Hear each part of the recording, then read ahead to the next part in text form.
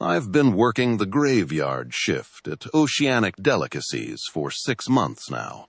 It's a massive processing plant on the edge of town, loud, cold, and smelling permanently of bleach and dead fish. By the time I clock out at 6 a.m., my brain is fried. You get into this state of autopilot. You drive home, you shower, you black out the windows, and you try to sleep while the rest of the world is waking up. The problem with working nights is that you stop trusting your senses. You forget if you locked the door. You forget if you ate dinner. That's how I justified the first few things. It started with the food. I'm a creature of habit. I buy the same groceries every Tuesday. But 3 weeks ago, I went to make a sandwich after waking up, and the bread was gone. Not just a few slices, the whole bag.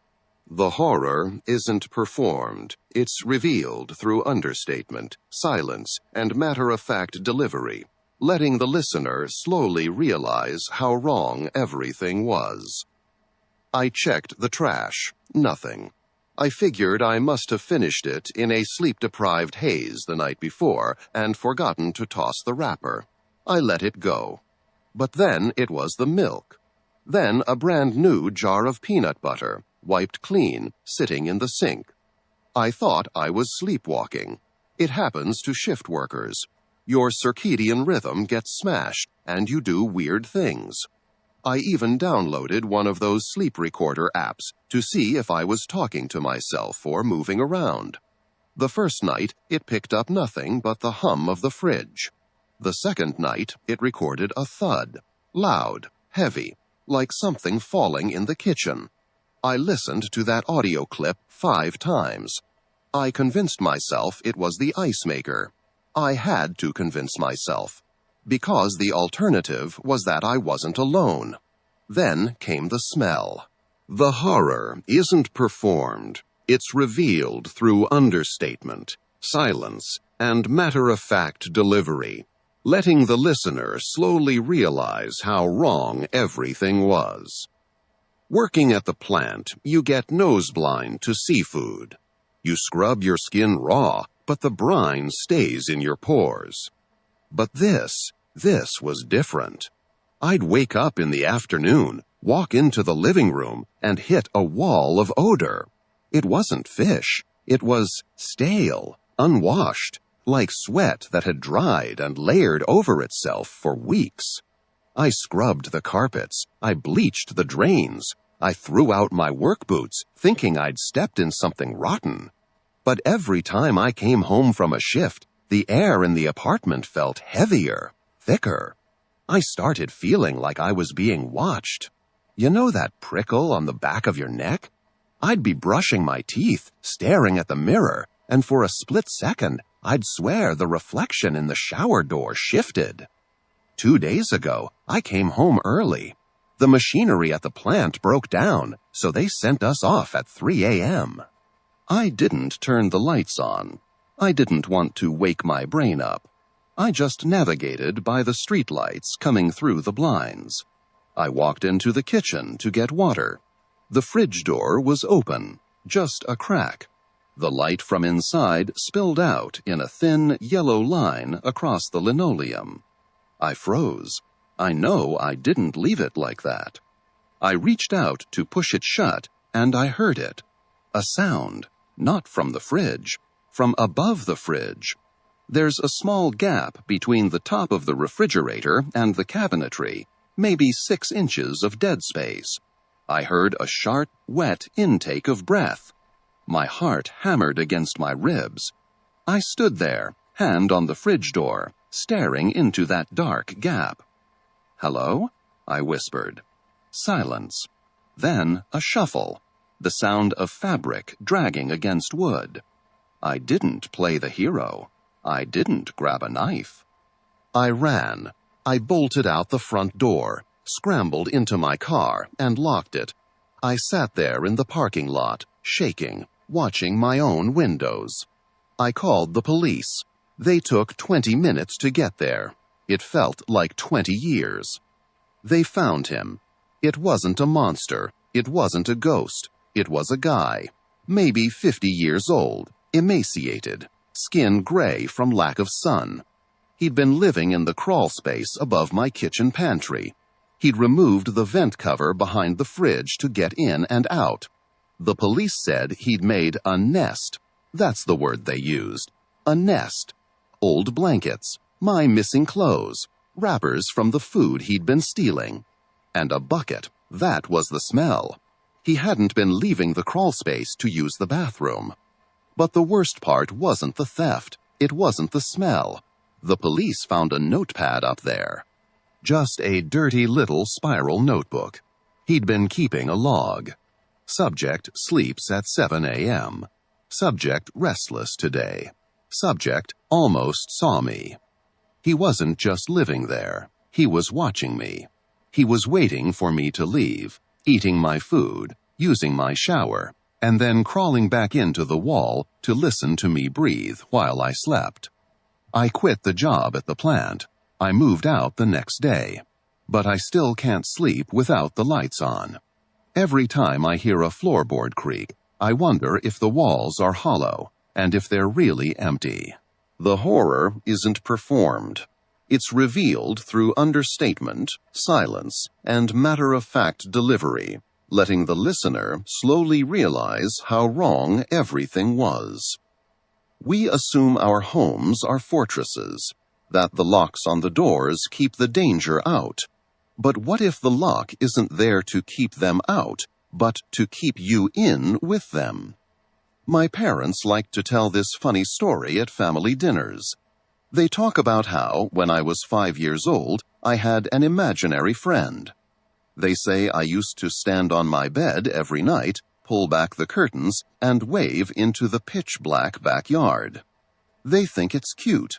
They think I was just a kid with an active imagination.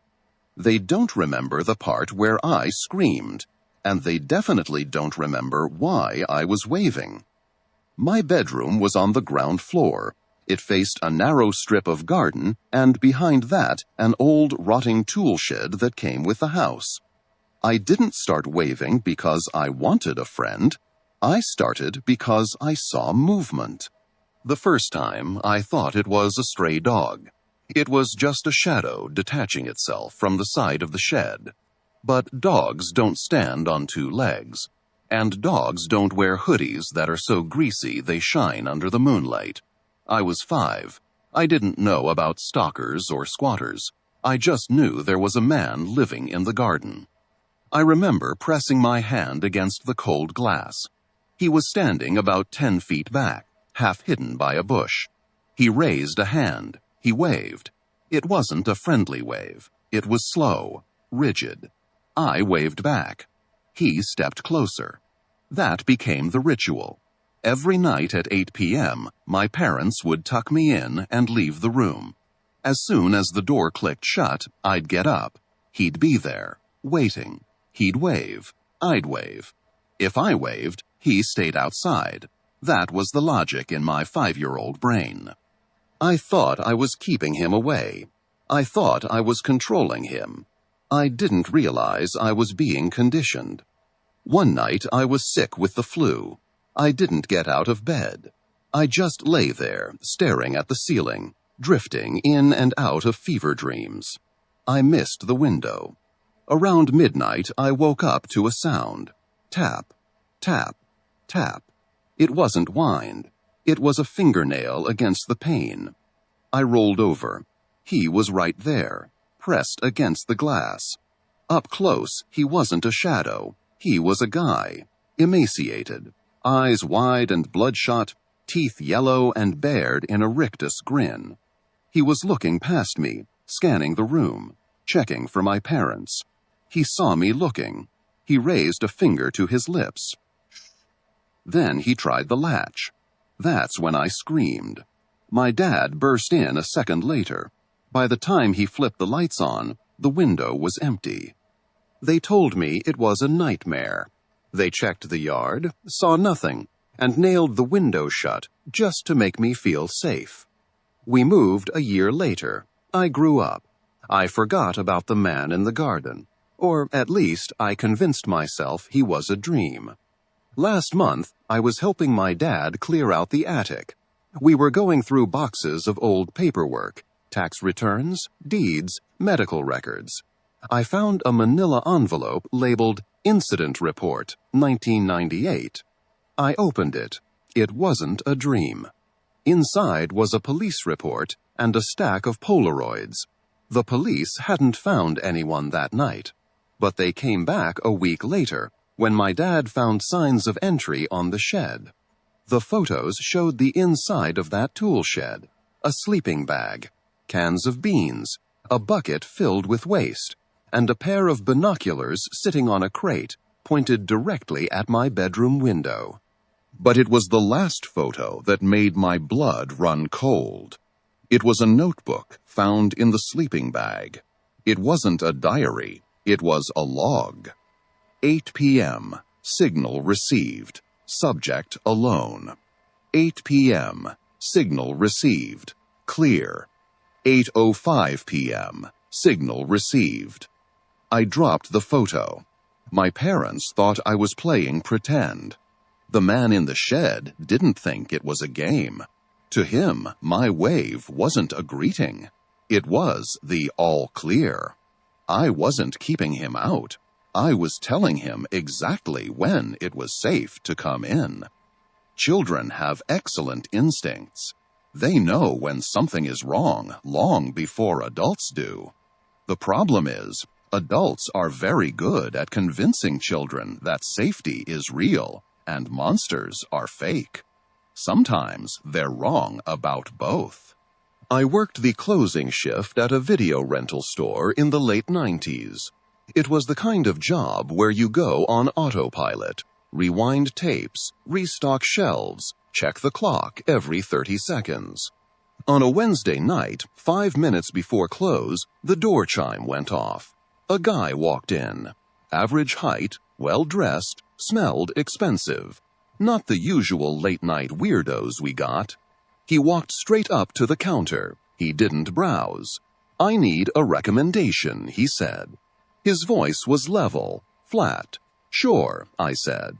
"What are you in the mood for? Comedy? Action?" He smiled, but it didn't reach his eyes. "I want to see something real. I'm tired of the fake blood. I want something that feels wet." I paused. You get edgelords in video stores, guys trying to freak out the clerk. I decided to play along to get him out faster. I walked him to the horror section and pulled a copy of the New York Ripper. It's a nasty, sleazy Italian slasher from the 80s. "This is as gritty as we got," I told him.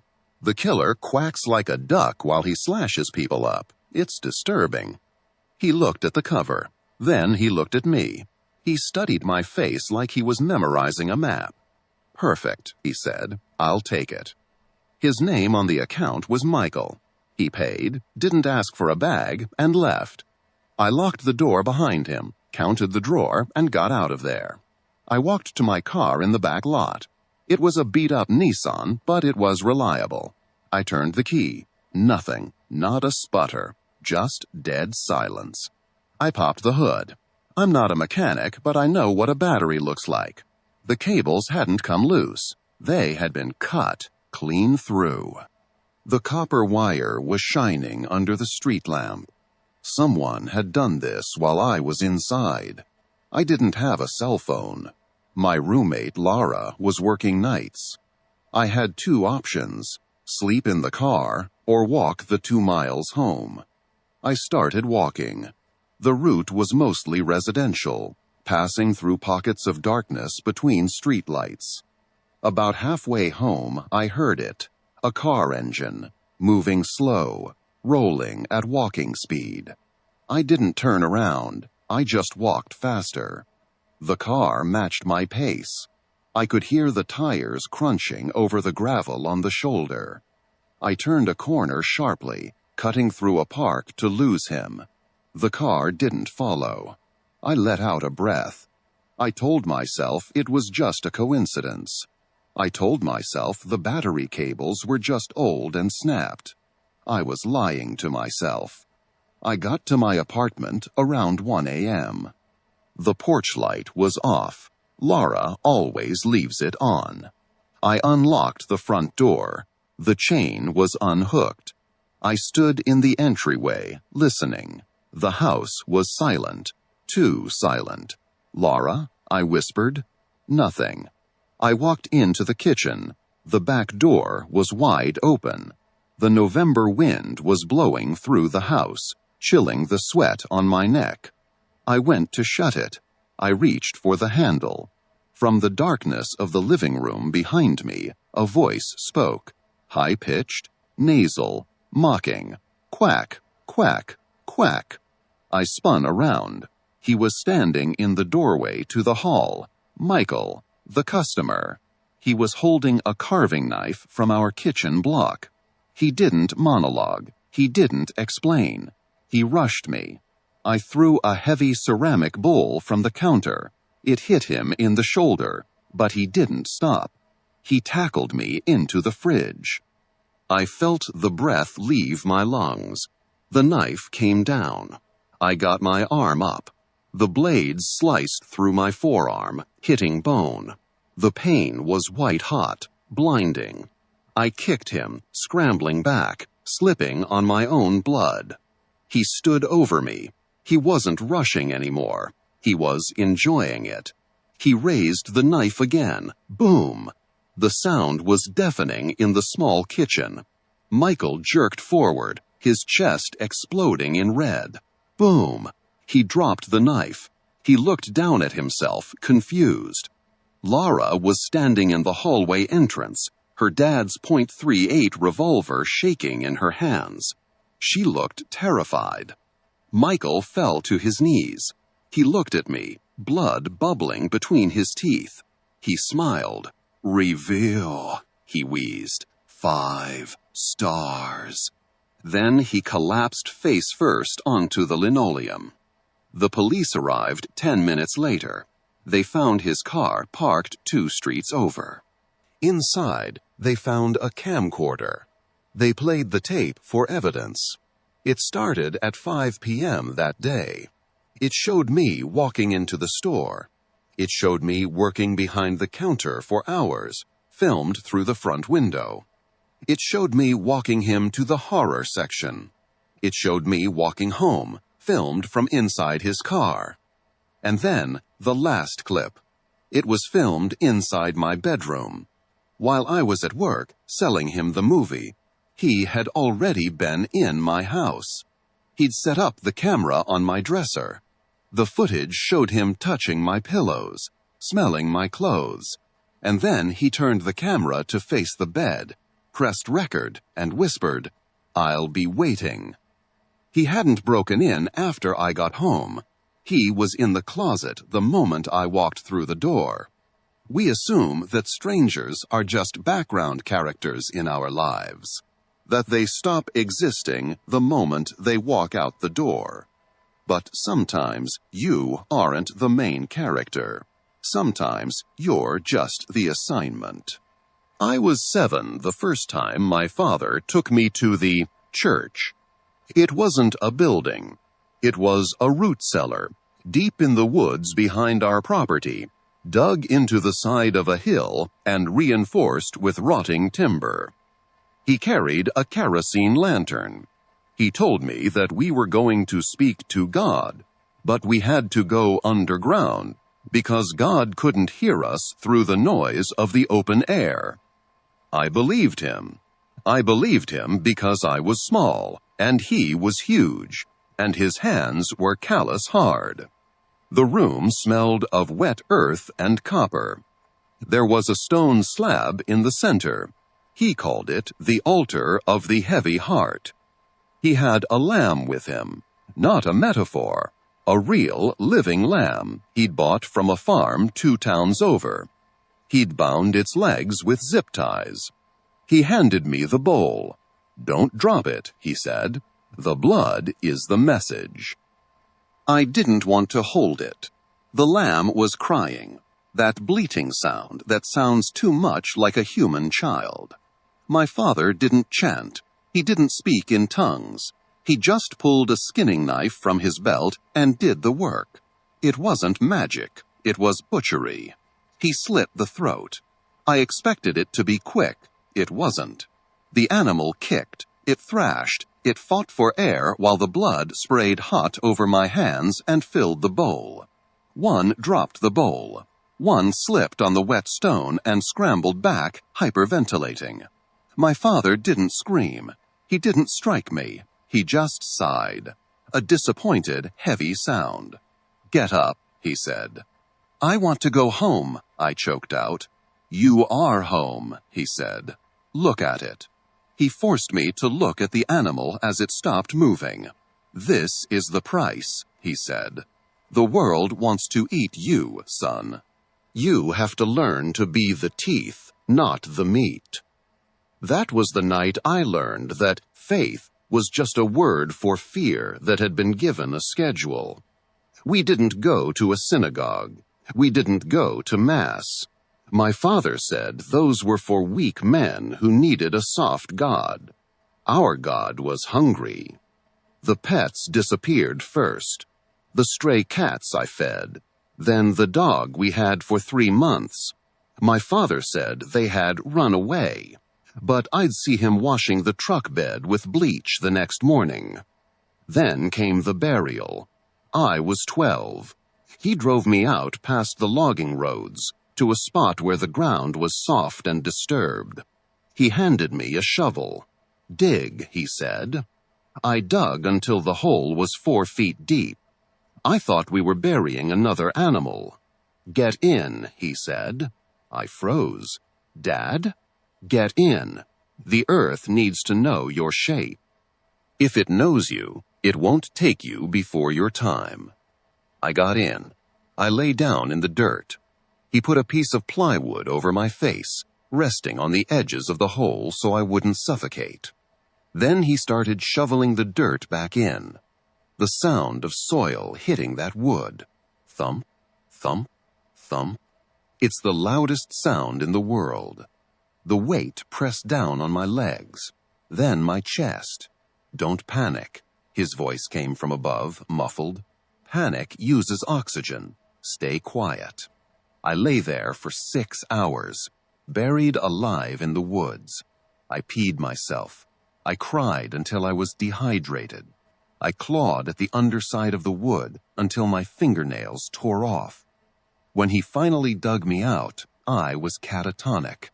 He pulled me up, brushed the dirt off my face, and smiled. A genuine, proud smile. "See," he said, "you're still here. You're hard now." I left the night I turned 18. I stole his truck, drove to the city, and never looked back. I spent years in therapy. I unlearned the laws. I learned that love isn't supposed to hurt. I learned that God doesn't live in a root cellar. I got married. I have a normal job. I have a life. And 6 months ago, my son was born. I haven't told my wife about my father. I haven't told her about the woods. But 2 weeks ago, I came out to my car in the parking garage. There was something on the hood. A lamb. Not a real one. A stuffed animal. A cheap, plush toy, pristine white. But its throat had been cut open. Red paint, dried and flaky, daubed across the neck. And a note pinned to the chest. The covenant skips a generation, but it always comes back. I threw it in the trash. I told myself it was a prank. We always assume the locks keep people out.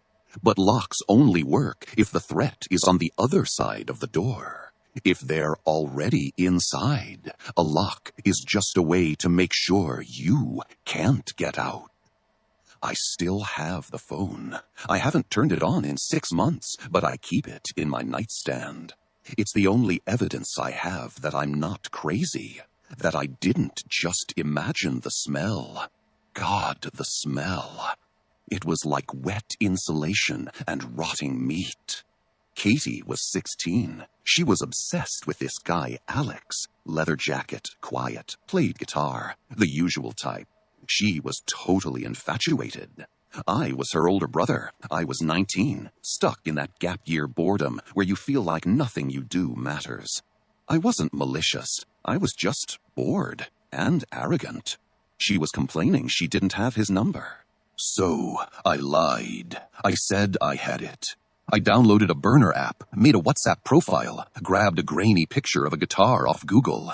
I texted her, "Hey, got your number from your brother. He said you're cool." The scream she let out, it was pure joy. She hugged me so hard I couldn't breathe. I should have stopped there. I should have stopped right there and said, "Gotcha." It felt powerful. Being the architect of her happiness felt good. For 3 days, I was Alex. I fed her own personality back to her, and she ate it up. By Friday, she was floating. Then I pulled the trigger. Alex asked her to meet at the diner on Main Street, Saturday, noon. She spent 2 hours getting ready. She wore this blue floral dress. She looked grown up, hopeful. I drove her. I dropped her off. I parked across the street and watched her walk in. I waited 10 minutes. Then I walked in, phone recording. She was checking her reflection in the napkin holder. When she saw me, she smiled. She thought I was checking on her. I sat down. I didn't let her speak. I just turned my phone screen around and showed her the burner app. The blue bubbles. "It's me, Katie. It's not real." I expected her to yell, throw a fry at me, call me a jerk. But she didn't. She just shrank. She looked small. The light went out of her eyes so fast, it was like flipping a switch. She didn't say a word. She just walked out. The ride home was silent. She locked herself in her room the second we got back. I felt bad, sure, but I told myself she'd get over it. It was a life lesson. Don't trust strangers. I deleted the burner app. I deleted the fake number. Prank over. Around 10 p.m., I went to apologize. I knocked on her door. "Katie, come on, I'm sorry." Silence. Then I heard it. A giggle. Not a sad laugh. A giddy, hushed giggle. Like she was on the phone late at night. "Who are you talking to?" I asked through the wood. "Alex," she said. Her voice was light, happy. My stomach dropped. "Katie, I told you, I was Alex. I deleted the app." "No, you didn't," she said, her voice muffled by the door. "He explained it. He said you were trying to keep us apart because you're jealous. He's texting me right now." I pulled out my phone. The app was gone. The number was deactivated. "Open the door, Katie." "Go away," she snapped. "Alex says not to listen to you." I went to my room. I re-downloaded the app. I logged into the burner account, thinking maybe it didn't delete properly. The inbox was empty. The account was dead. If she was texting Alex, who was on the other end? Sunday was weird. Katie wouldn't look at me. She carried her phone everywhere. She was constantly typing, smiling at the screen. I cornered her in the kitchen. "Let me see the phone." "No." "Katie, whoever that is, it's a predator. I made the account. I know it's fake." She shoved her phone in my face. "Read it then." I looked. It was a WhatsApp chat with Alex, same profile pic I had used. But the messages. "Your brother is just trying to control you. He doesn't know about us. I can see you in the kitchen. You look pretty in that sweater." My blood ran cold. The kitchen window faced the backyard. The blinds were open. I looked out. Nothing but rain and the dark outline of the tool shed. I locked the back door. I checked the front. All locked. "Katie, this guy is watching the house. We need to tell Mom and Dad." "He's not watching," she said, snatching the phone back. "He just knows." That night, I couldn't sleep. I kept hearing sounds, not outside, whispering inside, soft thuds, like bare feet on carpet. I went into the hallway. "Wyatt," I called the dog. Wyatt was standing at the end of the hall, staring at the ceiling vent. He was growling, a low, vibrating growl. Then I heard it. Ding, the WhatsApp notification sound. It didn't come from Katie's room, whispering. It came from above me, from the attic hatch. I grabbed a flashlight. I pulled the cord for the attic stairs. They creaked down. Wyatt started barking, backing away, tail between his legs. I climbed up. The attic was usually full of insulation and old holiday boxes. I shone the beam around. "Hello?" The beam hit the far corner, behind the water heater. There was a nest. That's the only word for it. Piles of our old clothes, towels, food wrappers, dozens of empty water bottles filled with yellow, cloudy liquid. And in the middle of the nest, glowing in the dark, was a cell phone. It was plugged into an extension cord that had been spliced into the house wiring. I crawled toward it. The smell hit me then. Unwashed body, feces, rot. I looked at the phone screen. It was open to WhatsApp. It was typing. The message read, "He's coming up. Don't let him in your room." I scrambled backward. I heard a noise behind me. Not from the hatch. From the shadows of the eaves. A man. He was impossibly thin. He was wearing my old hoodie, the one I lost months ago. His hair was long, greasy, matted against his skull. He was pale, gray, sickly pale from never seeing the sun. He wasn't a ghost. He was a human being. He had been living above us, listening to us. He smiled. His teeth were brown rot.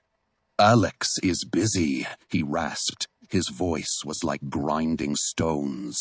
He lunged. I fell back down the hatch. I hit the floor hard. He dropped down after me. He moved like an animal, all elbows and knees. He landed on top of me. The smell was suffocating. He clamped a hand over my mouth. His fingers tasted like salt and dirt.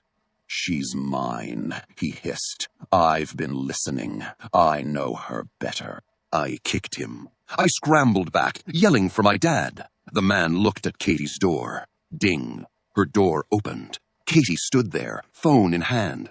"Alex?" she whispered. She looked at the man. The filth, the madness in his eyes, and she screamed. He didn't attack me again. He ran at her, not to hurt her, to grab her.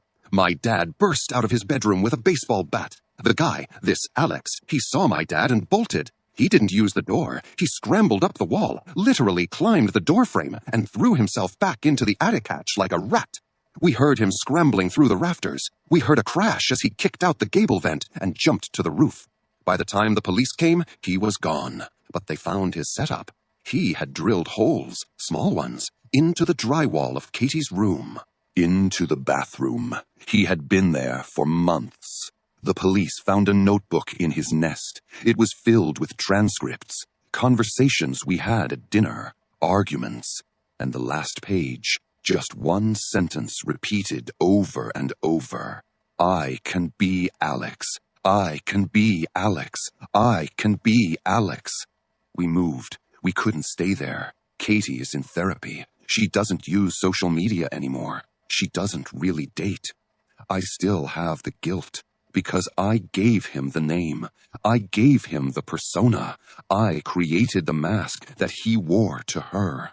Sometimes, in my new apartment, I hear a creak in the ceiling, and I freeze. I check my phone. I check the signal. And I pray I never hear that notification sound again.